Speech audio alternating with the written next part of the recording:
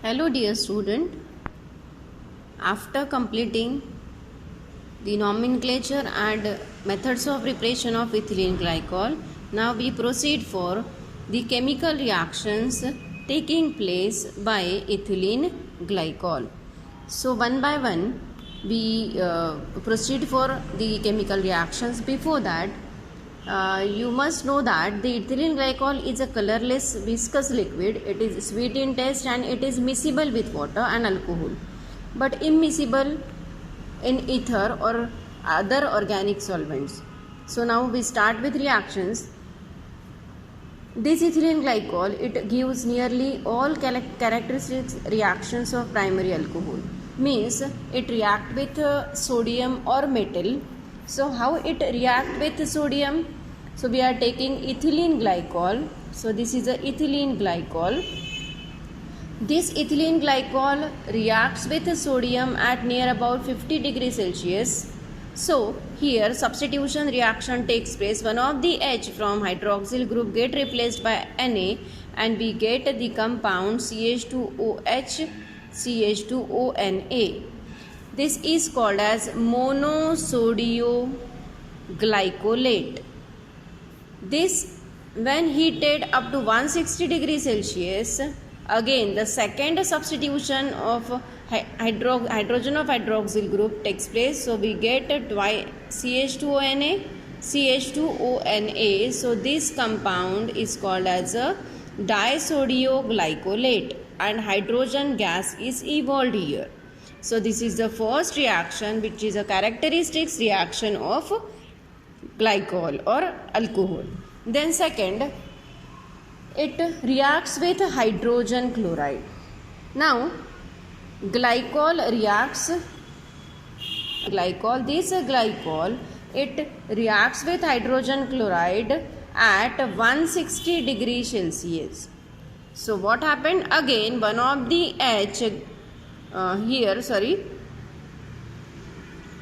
one of the OH get substituted by Cl and what we get? CH2OH, CH2Cl. What is the name of this compound? Yes, it is ethylene chlorohydrin.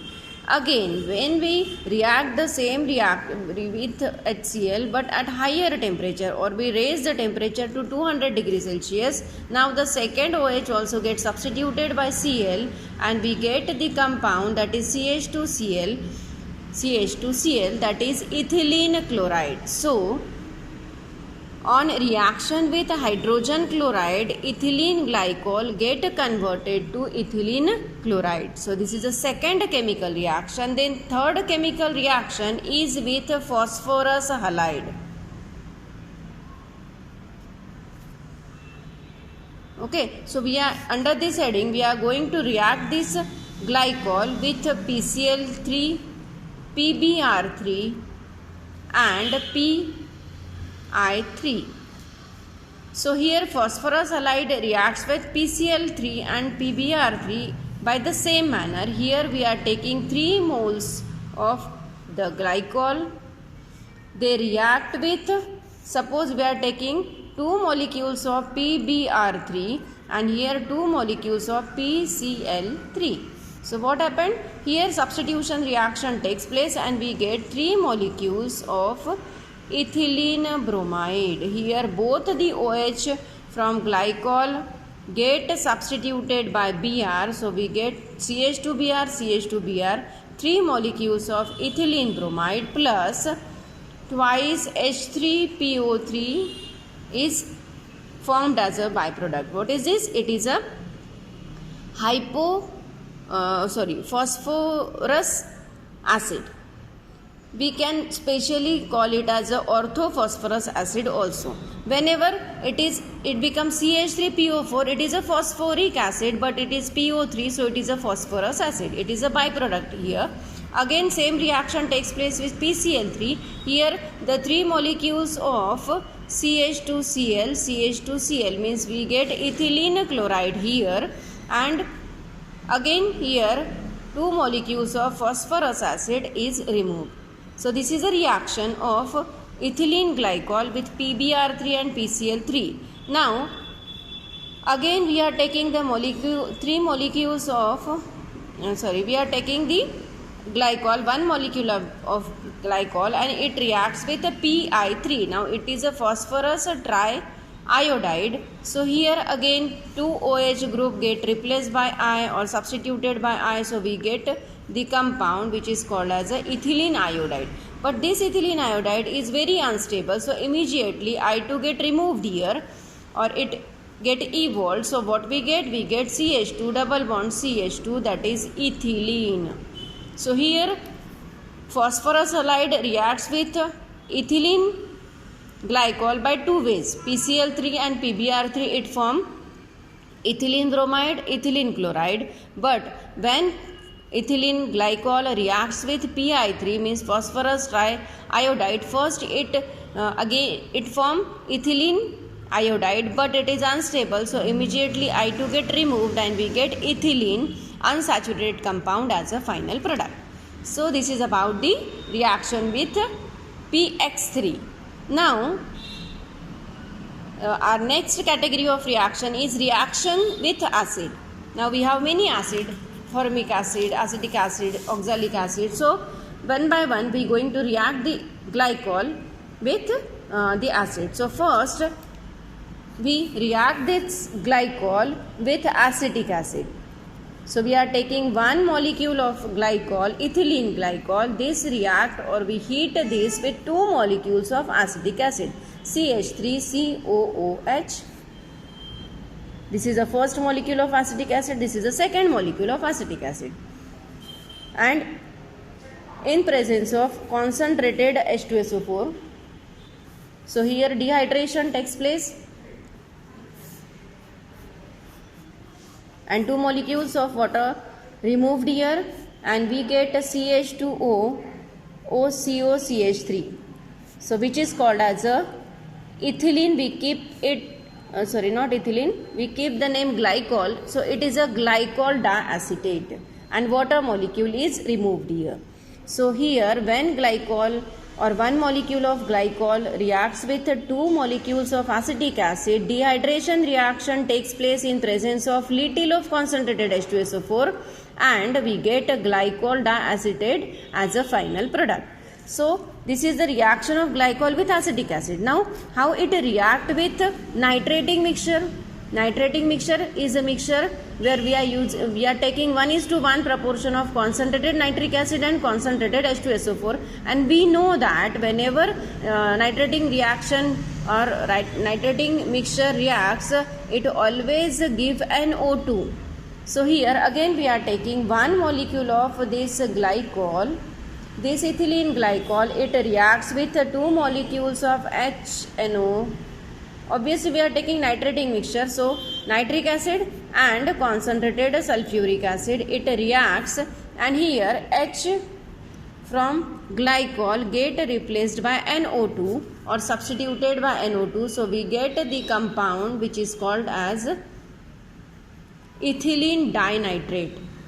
So simply glycol reacts with nitrating mixture to form ethylene dinitrate. The next category of reaction is a reaction with aldehyde and ketone.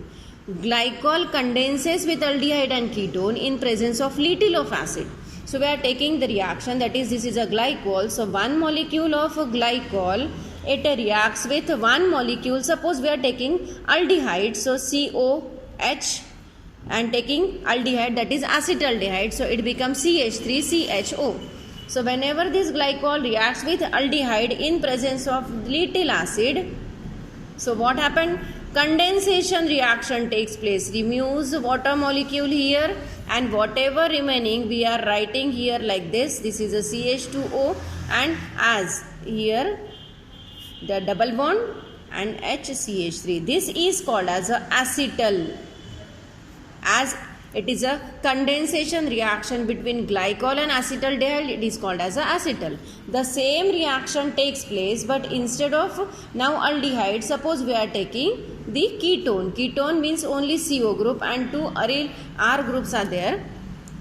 Okay, so it is a acetone specifically. Again condensation reaction takes place, and we get the compound which is now called as a ketal. So So this is called as a ketal. So finally we can say that the glycol on reaction with acetone in presence of little of acid get converted to ketal.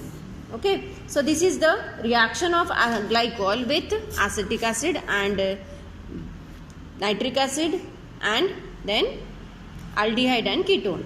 The next one is a dehydration. Now the product of dehydration of glycol, it depends upon the nature of dehydrating agent. As the dehydrating agent we changes, the product also changes. Now first dehydrating reaction of glycol is reaction with zinc chloride. So we are taking one molecule of glycol. I am writing the glycol in this way, where the OH group, they are on opposite direction.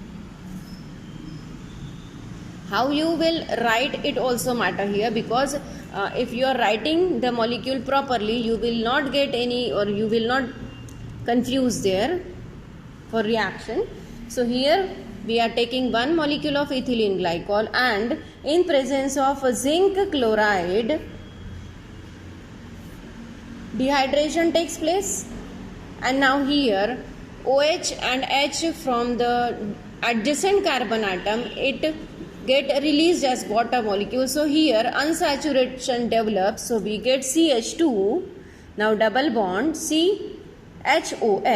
But this is a vinyl alcohol which is very unstable, so intramolecular rearrangement takes place. This H get moved towards the CH2, and CH2 becomes CH3, and a double bond immediately becomes single bond, and we get this compound, and this is a stable compound which is called as a acetaldehyde. So we can say that glycol on dehydration with using dehydrating agent ZnCl2 gives acetaldehyde as a final product. Now this glycol on heating with next dehydrating agent, that is phosphoric acid. Now just before a minute we discuss about phosphorus acid and phosphoric acid. Phosphorus acid is a H3PO3, phosphoric acid is H3PO4. Now we are going to react this glycol in presence of this phosphoric acid, means H3PO4. Here we are taking two molecules of glycol and writing like this. This is a one molecule of glycol. Now this is a second molecule of glycol. In presence of the phosphoric acid, means H3PO4, again dehydration takes place here.